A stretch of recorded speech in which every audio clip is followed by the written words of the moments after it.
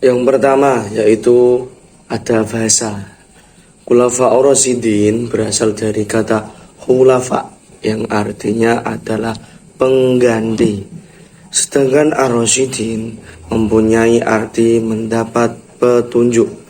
Jadi menurut bahasa, arti dari Khulafa'ur Rasyidin adalah orang yang ditunjuk sebagai pengganti yang selalu mendapat petunjuk dari Allah Subhanahu wa Ta'ala. Sedangkan menurut istilah adalah pemimpin umat Islam dan kepala negara yang selalu mendapat petunjuk dari Allah Subhanahu wa Ta'ala untuk meneruskan perjuangan dakwah Rasulullah Shallallahu Alaihi Wasallam. Khulafaur Rasyidin merupakan khalifah atau sebagai pemimpin yang dijabat oleh keempat sahabat Rasulullah. Oleh keempat sahabat Rasulullah yang tercatat paling dekat dengan Nabi dan paling semangat dalam membela ajaran yang dibawanya di saat masa kerasulan Muhammad Shallallahu Alaihi Wasallam. Yang pertama, masa Khalifah Abu Bakar menjadi khalifah selama kurang lebih 2 tahun atau 632 sampai 634 Masehi. Walaupun hanya memimpin selama 2 tahun, banyak kemajuan pesat yang dilakukan oleh Khalifah Abu Bakar, yaitu memperluas kekuasaan Islam ke Persia, terus sebagian jazirah Arab, hingga menaklukkan sebagian daerah Kekaisaran Bizantium. Terus salah satunya adalah yaitu memerangi kaum murtad, pembukaan Al-Quran, serta perluasan wilayah yang dilakukan oleh Khalifah Abu Bakar bin Abi Siddiq. Kemudian masa Khalifah Umar bin Khattab. Masa Khalifah Umar selama kurun waktu 10 tahun atau 634 sampai 644 Masehi. Masa jabatannya diakhiri dengan kematiannya. Ia meninggal karena dibunuh oleh seorang budak Majusi dari Persia yang bernama Abu Lu'lu'ah. Umar ditusuk dengan sebuah belati ketika sedang melaksanakan sholat subuh. Kemudian masa Umar bin Khattab, salah satunya ada perluasan wilayah, penataan administrasi dan keuangan pemerintah, kemudian ada penetapan kalender Hijriah.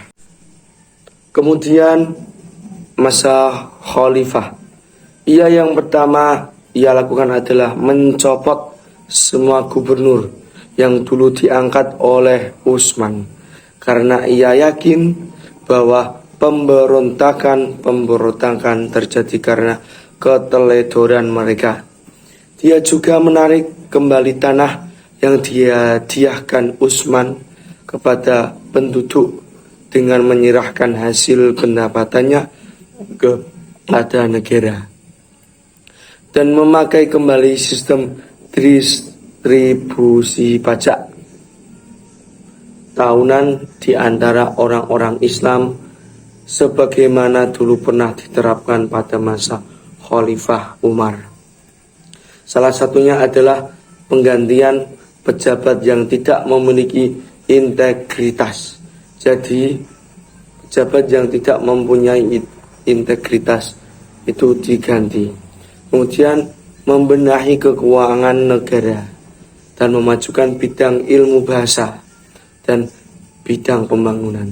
Jadi bidang ilmu bahasa dan bidang pembangunan itu dimajukan serta membenahi keuangan negara. Kemudian untuk menentukan penggantinya kelak, Umar tidak menempuh dengan cara yang sama seperti yang dilakukan oleh Abu Bakar dulu. Ia menunjukkan 6 orang sahabat, yaitu Ali, Tolhah, Zubair, Utsman, Abdurrahman bin Auf, dan Sa'ad bin Abi Waqqas. untuk kemudian dimusyawarahkan siapa yang akan menggantinya nanti. Dari hasil musyawarah yang panjang, terpilihnya Sayyidina Utsman bin Affan untuk maju menjadi khalifah. Pemerintahan Utsman berlangsung selama kurun waktu 12 tahun. Di akhir masa jabatannya muncul perasaan ketidakpuasan dari sebagai kaum muslimin. Kemudian merenovasi Masjid Nabawi, memperluas wilayah, pembukuan kembali Al-Quran, dan pembentukan angkatan laut. Adapun ibrah kepemimpinan yang pertama yaitu Abu Bakar. Ibrah kepemimpinan Abu Bakar itu tegas dan teguh memegang kebenaran, memberantas gerakan yang telah menyalahi Islam. Kemudian ibrah kepemimpinan dari Umar bin Khattab salah satunya adalah menegakkan nilai demokrasi, mengutamakan kepentingan rakyat, menerima kritikan rakyat. Kemudian yang ketiga ada ibrah kepemimpinan Utsman bin Affan. Salah satunya adalah dengan cara lemah lembut, mementingkan damai, memperhatikan kepentingan rakyat, dan yang terakhir kepemimpinan Ali bin Abi Thalib, yaitu disiplin, tegas, mementingkan keputusan yang telah disepakati dan mengemutamakan kebenaran.